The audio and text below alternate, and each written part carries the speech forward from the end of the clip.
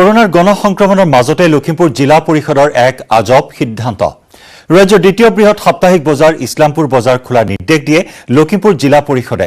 অৱশ্যে সাপ্তাহিক বজাৰখন খোলাত অনুমতি নাছিল জিলা উপায়ুক্তৰ। বৃহস্পতিবৰীয়া ইছলামপুৰ বজাৰ এবাৰ নিৰ্দেশ আহিল খোলাৰ, পিছ মুহূৰ্ততে নিৰ্দেশ আহিল বন্ধ। ব্যৱসায়ীৰ এবাৰ মাল লোডিং, এবাৰ আনলোডিং। লখিমপুৰ জিলা পৰিষদৰ হঠকাৰী সিদ্ধান্তই বিপদত পেলালে ব্যৱসায়ীক। বজাৰলৈ আহিছিলো মানে আমি অৰ্ডাৰ পাই কিনে মাল কাঢ়িছিলো ডিমাপুৰৰ পৰা এটা কি হ'ব এতিয়াতো চাৰ ধৰক বেচিবলৈ পোৱা নাই আমি। এই বজাৰখন আপুনি আগতে প্ৰত্যেক সপ্তাহ আহে? প্ৰতি সপ্তাহত আহোঁ। আজি চাৰি মাহ ধৰি বা পাঁচ এনেকুৱা হ'ব বহি আছোঁ। এতিয়াতো আমাৰ 17 সপ্তাহ হৈ গ'ল। 17 সপ্তাহ হৈ গ'ল। এতিয়া বহি আমাৰ কোনো কাম চাম নাই, এতিয়া বেপাৰ কৰি খাওঁ। ব্যৱসায়ীৰ হাহাকাৰ, ব্যৱসায়ীৰ অথন্তৰাণত লখিমপুৰ জিলা পৰিষদৰ এই নিৰ্দেশ। ৰাজ্যজুৰি সাপ্তাহিক বজাৰ বন্ধ। কৰোনা সংক্ৰমণ ৰোধৰ বাবে ৰাজ্যজুৰি প্ৰযোজ্য এই নিৰ্দেশ। পিছে অসমৰ ভিতৰতে দ্বিতীয় বৃহত্তম সাপ্তাহিক বজাৰ লখিমপুৰৰ বঙালমৰাৰ ইছলামপুৰ বৃহস্পতিবৰীয়া বজাৰখন পুৱাই খোল খালে। ভিন্ন প্ৰান্তৰ বহু ব্যৱসায়ীৰ সামগ্ৰীৰে বজাৰ বহিল। কাৰণ লখিমপুৰ জিলা পৰিষদে দিছে বজাৰ খোলাৰ অনুমতি। কিন্তু জিলা পৰিষদৰ মুখ্য কাৰ্যবাহী বিষয়াই বজাৰ খোলাৰ অনুমতি দিয়াৰ 12 ঘণ্টাৰ পিছতে জিলা উপায়ুক্তই বাতিল কৰে এই নিৰ্দেশনা। নতুন নিৰ্দেশনা অনুসৰি খুলিব নোৱাৰিব সাপ্তাহিক বজাৰ। পিছে নতুন নিৰ্দেশ নপৰিলগৈ বহু ব্যৱসায়ীৰ কাণত। পুৱাই বজাৰ খুলিলে, কিন্তু বজাৰত উপায়ুক্তৰ নতুন নিৰ্দেশ পাই বাধ্য হ'ল বস্তু সামৰিবলৈ। জিলা পৰিষদৰ ফালৰ পৰা আমি 14 তাৰিখে আমাক অৰ্ডাৰ দিছিলে আমাক বজাৰ খুলিবৰ বাবে। আমি যোৱাকালি হঠাৎ আমালৈ বাই টেলিফোনিক খবৰ আহিল, আমাক বন্ধ কৰিবৰ কাৰণে, বজাৰ বন্ধ কৰিবৰ কাৰণে অৰ্ডাৰ আহিল। আমি বন্ধ কৰিবলৈ কোনেও নিৰ্দেশ দিলে? চিঅ' ছাৰে খুলিবলৈ অৰ্ডাৰ কোনে দিছিলে? জিলা পৰিষদৰ পৰা অৰ্ডাৰ পাইছিল না চিঅ'য়ে দিছিলে? হয়। শেহতীয়াভাৱে লখিমপুৰত বৃদ্ধি পাইছে কৰোনাৰ সংক্ৰমণ। 24 ঘণ্টাৰ ভিতৰত 48 জন, আজিৰ দিনটোত 48 জন ৰোগী পুনৰ ধৰা পৰিছে। ভয়াৱহ দিশলৈ গৈ আছে লখিমপুৰ জিলাৰ বিভিন্ন প্ৰান্তৰ যিসমূহ জনবহুল এলেকা আছে সেইসমূহ। তাৰ মাজতে কিন্তু লখিমপুৰ জিলা প্ৰশাসনে লোৱা এই সিদ্ধান্তসমূহে সকলোকে হতচকিত কৰি তুলিছে। জিলাখনত কৰোনাৰ সংক্ৰমণ বৃদ্ধি পোৱাৰ সময়তে জিলা পৰিষদৰ অবিবেচকী কাণ্ডত সমস্যাৰ সন্মুখীন হয় ব্যৱসায়ীসকল। লখিমপুৰৰ পৰা সঞ্জীৱ লাহন, নিউজ 18 অসম নৰ্থ ইষ্ট। মৰিগাঁৱত মৰ্মান্তিক ঘটনা। বানৰ বাবে পৰিয়ালে সৎকাৰ কৰিব নোৱাৰিলে মৃতদেহ। মৃত লোকজনৰ নাম অমৃত বৰদলৈ। মৰিগাঁৱৰ গড়মাৰীত দিন হাজিৰা কৰি পৰিয়াল পোহপাল দিছিল অমৃত বৰদলৈয়ে। সন্তানৰ বাবে খাদ্যবস্তু নিবলৈ কলৰ ভূৰেৰে দোকানলৈ আহিছিল লোকজন। খাদ্যবস্তু লৈ উভতি যোৱাৰ সময়তেই হঠাৎ ভূৰসহ বাঢ়নি পানীত উটি যায় অমৃত বৰদলৈ। ৰাইজে যেনে তেনে মৃতদেহটো উদ্ধাৰ কৰি মৰণোত্তৰ পৰীক্ষাৰ বাবে মৰিগাঁও অসামৰিক চিকিৎসালয়লৈ আনে যদিও বানৰ তাণ্ডৱৰ বাবে নিজ গাঁৱলৈ ঘূৰাই নিব নোৱাৰিলে মৃতদেহ। ফলত কেইজনমান আত্মীয়ৰ কিছু ৰীতি নীতিৰে মৰিগাঁৱৰ এখন শ্মশানত সৎকাৰ কৰে লোকজনৰ মৃতদেহ। কলহ বহুত গৈছিলে ঘৰলৈ, যাওঁতে মানে কলহ ভূৰ পৰা মানে ভৰি চিলিখাই এনে পানীত পৰি গৈছে। তাত বানপানী নেকি? বানপানী এনে 20-25 ফুটমান হাইটটো হ'ব পানী। মানুহ ঢুকি নাপায় মানে। ভূৰলৈ কি কামত গৈছিলে? ভূৰলৈ মানে ঘৰলৈ গৈছিলে, দোকানত আহোঁতে দোকানৰ পৰা ৰিটাৰ্ণ হৈছিলে ঘৰলৈ। কি তাত এতিয়া কি অৱস্থা বহুত বেয়া নেকি তাত? হয়, বহুত বেয়া। কি নাম আছিল তেওঁ? অমিত বৰদলৈ। আমাৰ যিবোৰ শ্মশানশালী আছে, শ্মশানশালীবোৰ মানে পূৰা পানী হৈ গ'ল। পানী হোৱাতে আমি মানে এতিয়া তেওঁলোকক সৎকাৰটো কৰিব নোৱাৰি মই প্ৰশাসনৰ লগতে যোগাযোগ কৰি আমাৰ শিল্পাৰ লগত যোগাযোগ কৰি ইয়াতে খোৱাৰ ব্যৱস্থা এটা কৰিছোঁ। কেনেকুৱা লাগিছে আজি এনেকুৱা এটা পৰিৱেশ? বহুত বেয়া লাগিছে। আমাৰ ইয়াৰ আগতো মানে জামাদাইত টাপতলাৰ এজনী ছোৱালী ইয়াত আহি কৰিবলগীয়া হৈছে। তাতো ঠিক তেনে অৱস্থা, বানপানী মানুহ থাকিব জেগা নাই আপোনাৰ। ৰাজ্যত অব্যাহত আছে বানৰ সংহাৰী ৰূপ। ঠায়ে ঠায়ে পানী কমিছে যদিও কমা নাই বন্যাতৰ হাহাকাৰ। 24 ঘণ্টাত বানৰ কবলত পৰি ৰাজ্যত প্ৰাণ হেৰুৱাইছে 10 জনকৈ লোকে। ৰাজ্যত বানৰ সংহাৰী ৰূপ। ঠায়ে ঠায়ে পানী কমিছে যদিও কমা নাই বানৰ তাণ্ডৱ। 24 ঘণ্টাত ৰাজ্যত 10 জনৰ মৃত্যু। মৰিগাঁও জিলাতে মৃত্যু হ'ল 3 জন লোকৰ। বুধবাৰে বানত পৰি মৃত্যু হৈছিল 7 জন লোকৰ। গোৱালপাৰাৰ টিপলাইত বানত উটি গ'ল এটি কিশোৰ। 10ম শ্ৰেণীত অধ্যয়নৰত অপূৰ্ব দাস এতিয়াও সন্ধানহীন হৈ আছে। ৰংজুলিত টিপলাই গড়কাপ্তানি পথৰে পাৰ হ'বলৈ লওঁতেই পানীৰ তীব্ৰ সোঁতে উটুৱাই নিলে ছাত্ৰজনক। স্থানীয় ৰাইজ আৰু SDRFে অব্যাহত ৰাখিছে উদ্ধাৰ অভিযান। হৈ আহি থাকোঁতে এই পথছোৱাতে ইপ্লাই যোৱা যিটো পথ এই পথটো বানপানীৰে বুৰাই পেলাইছে। এই বানপানীৰ কবলত ভৰিখন কিবা কৰি পিছলি গৈ মানে এই বানপানীৰে উটুৱাই লৈ গৈছে। উদ্ধাৰ অভিযান চলাই আছে, কিন্তু এতিয়ালৈকে কোনো ল'ৰাজনৰ সন্ধান পোৱা নাই। ইফালে মৰিগাঁৱত মৰ্মান্তিক ঘটনা। কলগছৰ ভূৰ লৈ সন্তানলৈ খাদ্য সামগ্ৰী আনিবলৈ গৈ পানীত উটি গ'ল অমৃত বৰদলৈ নামৰ ব্যক্তিজন। পানীৰ বাবেই পৰিয়ালে লোকজনৰ মৃতদেহ নিজ গাঁৱত সৎকাৰ কৰিব নোৱাৰিলে। যিবোৰ শ্মশানশালী আছে শ্মশানশালীবোৰ মানে পূৰা পানী হৈ গ'ল।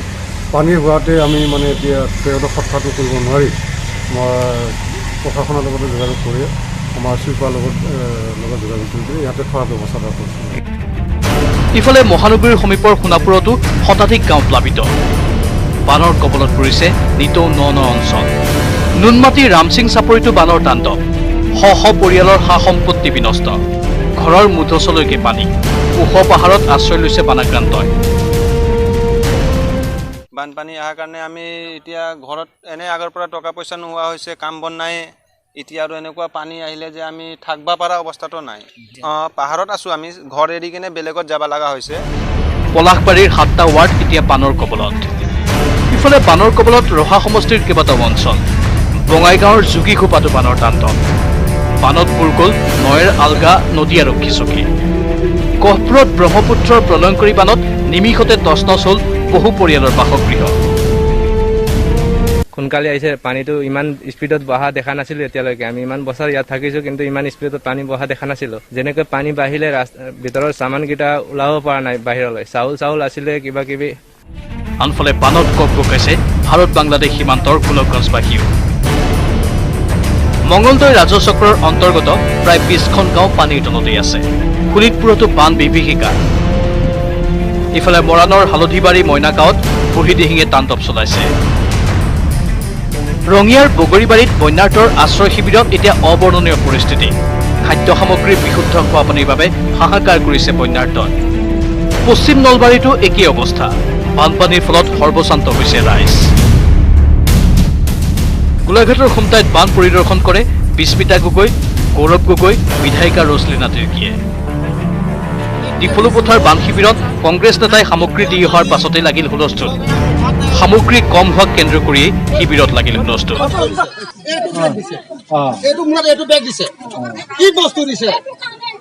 আপোনালোকে চাওক কি কৰিব, সেইকাৰণে কংগ্ৰেছৰ মানুহ মাতক। এই 200, 300 ঘৰ মানুহ স্কুলত সোমাই আছে, সেইখিনি মানুহক দিব দিলে। Bureau report, news 18 Assam north east. উত্তৰ গুৱাহাটীত মাজনিশা এটা বন্ধ ঘৰত গাঁওবাসীয়ে চলালে অভিযান। গাঁওবাসীৰ অভিযানৰ পিছতে অঞ্চলটোত লাগিল হাহাকাৰ। কিন্তু কিয়? চলাই আহিছে অনৈতিক কাৰ্য। গাঁৱৰ লোকে সহ্য নকৰি বুধবাৰে নিশা 12 বজাত হাতে হাতে কেমেৰা লৈ চলালে অভিযান। আটক কৰিলে মহিলাগৰাকীসহ ৰূপম কলিতা আৰু কিশোৰ দাস নামৰ 2জন যুৱকক। তিনিওকে উত্তম মধ্যম সোধাই গৌৰীপুৰ আৰক্ষীক গতালে অভিযান চলোৱা লোকসকলে। উত্তৰ গুৱাহাটীৰ পৰা Rantu Baishya, news 18 Assam north east. কাজিৰঙাত বানাক্ৰান্ত বন্যজন্তুৰ উদ্ধাৰত নামিল কৃষিমন্ত্ৰী অতুল বৰা। কহৰাৰ বন বিভাগৰ অতিথিশালাৰ পৰা গৈ থকা অৱস্থাত মন্ত্ৰী বৰাৰ সন্মুখতে এজাক কুকুৰে আক্ৰমণ কৰে এটা হৰিণা আৰু তাৰ পাছতে মন্ত্ৰীৰ নিৰ্দেশত নিৰাপত্তাৰক্ষীয়ে উদ্ধাৰ কৰে আহত হৰিণাটোক। এটা আঘাতপ্ৰাপ্ত হৰিণা পোৱালি। এই হৰিণা পোৱালিটোক কামুৰিছিল এজাক কুকুৰে। বানত দিশহাৰা হৈ পৰা প্ৰাণীকুল মুকলিকৈ ওলাই অহাৰ পিছত সন্মুখীন হৈছে বিভিন্ন প্ৰত্যাহ্বানৰ। কুকুৰে আক্ৰমণ কৰা এই হৰিণাটো প্ৰত্যক্ষ কৰিছিল কহৰাৰ বন বিভাগৰ অতিথিশালাৰ পৰা গৈ থকা কৃষিমন্ত্ৰী অতুল বৰাই। ইয়াৰ পিছতে মন্ত্ৰীৰ লগতে নিৰাপত্তাৰক্ষীসকলে গাড়ীৰ পৰা নামি কুকুৰৰ আক্ৰমণৰ পৰা হৰিণাটো উদ্ধাৰ কৰে। মন্ত্ৰীৰ নিৰ্দেশত নিৰাপত্তাৰক্ষীসকলে গাঁতৰ পৰা হৰিণাটো উদ্ধাৰ কৰি বনকৰ্মীক অৰ্পণ কৰে।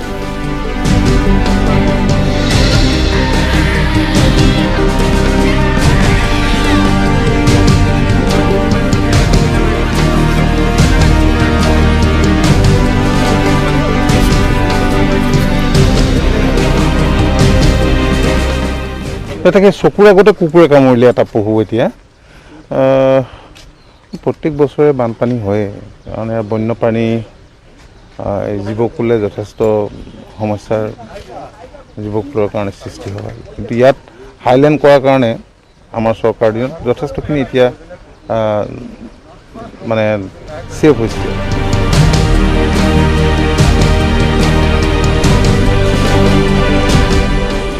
ইফালে মন কৰক এই দৃশ্য, মানুহৰ পিছে পিছে মৰম বিচাৰি ফুৰা এই বন্যপ্ৰাণীসমূহলৈ।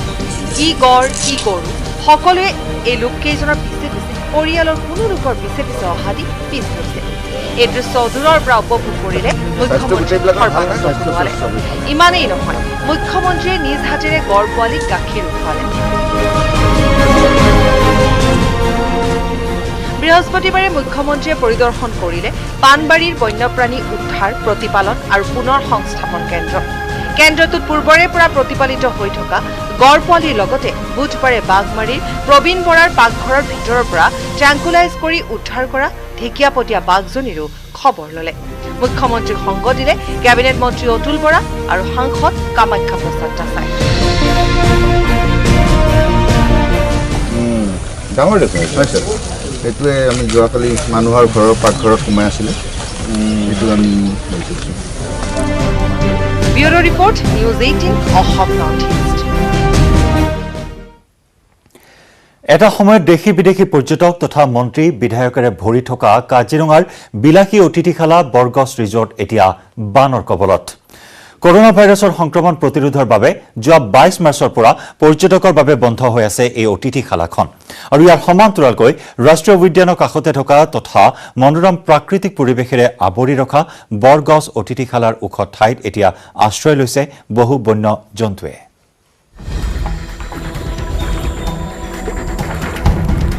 কাজিৰঙা ৰাষ্ট্ৰীয় উদ্যানৰ 90% এতিয়া পানীৰ তলত। প্লাবিত বনাঞ্চল। এইখন কাজিৰঙাৰ বিলাসী অতিথিশালা বৰগছ ৰিজৰ্ট এতিয়া পানীৰ তলত।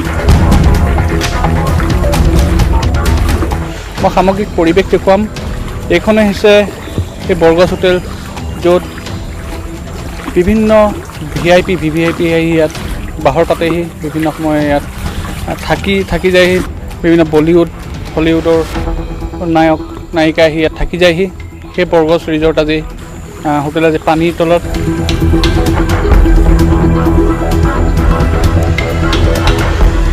দেশী বিদেশী পৰ্যটকৰ প্ৰথম পছন্দ এই বৰগছ ৰিজৰ্ট। বলিউড ষ্টাৰ ছুপাৰষ্টাৰ আহিলেও আতিথ্য গ্ৰহণ কৰে এই ৰিজৰ্টখনৰ। অন্য সময়ত এই ৰিজৰ্টখন ভৰি থাকে মন্ত্ৰী বিধায়কেৰে, কিন্তু এতিয়া এই ৰিজৰ্টখনত উপচি পৰিছে পানীৰে। আৰু বৰ্তমান সমগ্ৰ কাজিৰঙা বানত ডুব গৈ আছে, প্ৰায় 90% ডুব গৈ আছে। আৰু তাৰ লগতে এই বৰগছ ৰিজৰ্টো ডুব গৈ আছে। কৰোনা ভাইৰাছৰ সংক্ৰমণ প্ৰতিৰোধৰ বাবে যোৱা 22 মাৰ্চৰ পৰা পৰ্যটকৰ বাবে বন্ধ হৈ আছে এই অতিথিশালাখন। ইয়াৰ সমান্তৰালকৈ ৰাষ্ট্ৰীয় উদ্যানখনৰ কাষতে থকা মনোৰম প্ৰাকৃতিক পৰিৱেশেৰে আৱৰি ৰখা এই বৰগছ অতিথিশালাৰ ওখ ঠাইত বৰ্তমান বহু বন্যজন্তুৱে আশ্ৰয় গ্ৰহণ কৰি আছে।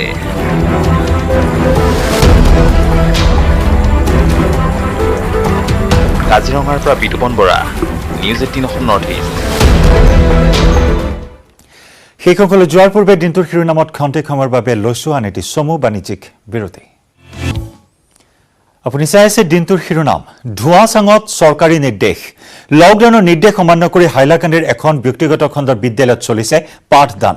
চৰকাৰী আদেশ অমান্য কৰি পাঠদান চলোৱা এই শিক্ষা প্ৰতিষ্ঠানখনৰ বিৰুদ্ধে শীঘ্ৰে পদক্ষেপ লোৱাৰ দাবী জনাইছে হাইলাকান্দি জিলা ছাত্ৰ সন্থাৰ সভাপতি আমজাদ হুছেইন লস্কৰে।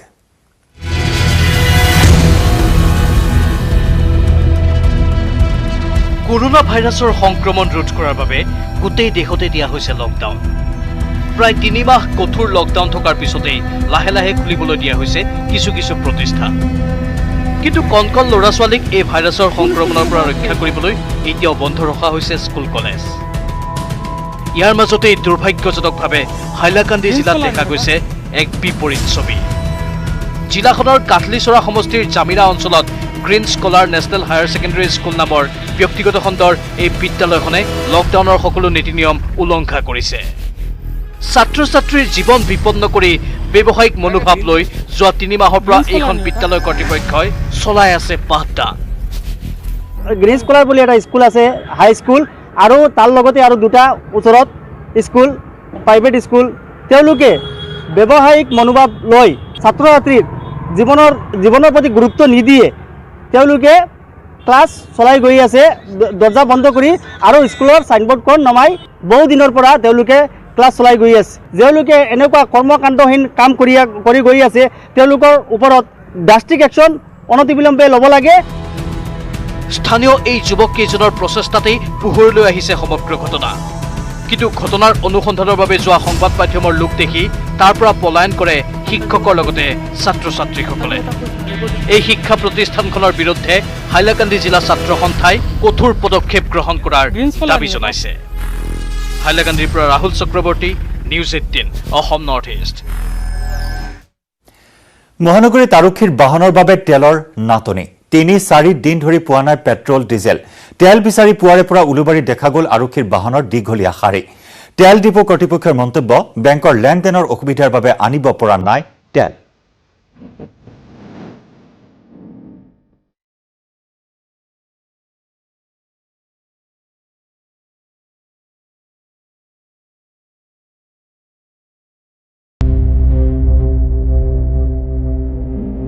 লকডাউনৰ সময়ছোৱাত দিনে ৰাতি একাকাৰ কৰি কৰ্তব্য পালন কৰিছে অসম আৰক্ষীয়ে।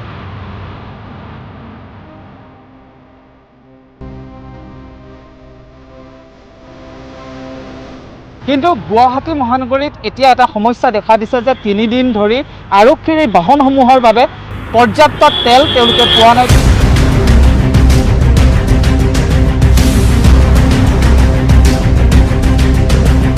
উলুবাৰীৰ যিটো পেট্ৰল পাম্পত তেওঁলোকে পেট্ৰল সংগ্ৰহ কৰে, তেওঁলোকৰ তাত লিখি থোৱা আছে যে তেল তেওঁলোকৰ তাত পেট্ৰল আৰু ডিজেল কোনো তেলে তেওঁলোকৰ তাত নাই।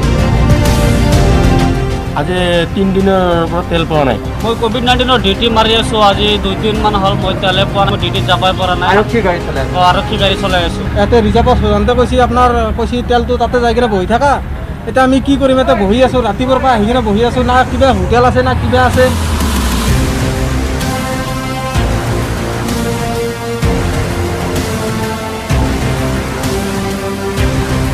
যিসমূহ জৰুৰী সেৱাত নিয়োজিত হৈ আছে আৰক্ষী আৰু আৰক্ষীৰ এই চালকসকল, তেওঁলোকে ৰাতিপুৱাৰ ভাগৰ পৰা আহি উলুবাৰীৰ পেট্ৰল পাম্পৰ সন্মুখত তেওঁলোকে অপেক্ষা কৰি আছে যে তেল কেতিয়া তেওঁলোকে লাভ কৰিব। কিন্তু এই মুহূৰ্তলৈকে আজি 3 দিনৰ পৰা 4 দিন ধৰি তেল লাভ কৰা নাই আৰক্ষীৰ বাহনসমূহৰ বাবে। জিঅ' শিক্ষামূলক এপ মুকলিৰ এদিন পাছতে অসমত পৰীক্ষামূলক প্ৰয়োগ। ধেমাজিত পৰীক্ষামূলক প্ৰয়োগ সম্পন্ন কৰা হ'ল শৈক্ষিক পাঠদানৰ অনলাইন এপ জিঅ' মিটৰ। JioMeet is India's most secure and cost-effective video conferencing platform. It's way more than just a collaboration platform. JioMeet is designed to address real-life scenarios and solve some of the key challenges of our time. While JioMeet can be effectively used for everything. বুধবাৰে Reliance ইণ্ডাষ্ট্ৰিজৰ বাৰ্ষিক সাধাৰণ সভাত জিঅ'য়ে মুকলি কৰিছিল শৈক্ষিক পাঠদানৰ online app JioMeet. The first use case is education. With JioMeet, you can conduct daily online assemblies for your entire school or hold full-day sessions, as there is no limit on the number of students or the call duration. At Jio, we're committed to education in a big way, not just through JioMeet, but also through our education platform Mbyte. মুকলিৰ এদিন পিছতেই ধেমাজিত সম্পন্ন হ'ল জিঅ'মিটৰ পৰীক্ষামূলক প্ৰয়োগ। Corona সংক্ৰমণৰ ভয়ত সমগ্ৰ দেশতেই ব্যাহত হৈ পৰিছে বিদ্যালয়ৰ পাঠদান সেৱা। বিকল্প পদ্ধতি হিচাপে প্ৰায়বোৰ বিদ্যালয়েই সহায় ল'বলগীয়া হৈছে অনলাইন পদ্ধতিৰ। ছাত্ৰ ছাত্ৰীৰ সুবিধা হোৱাকৈ জিঅ'য়ে শেহতীয়াকৈ মুকলি কৰিছে সহজ অনলাইন এপ JioMeet।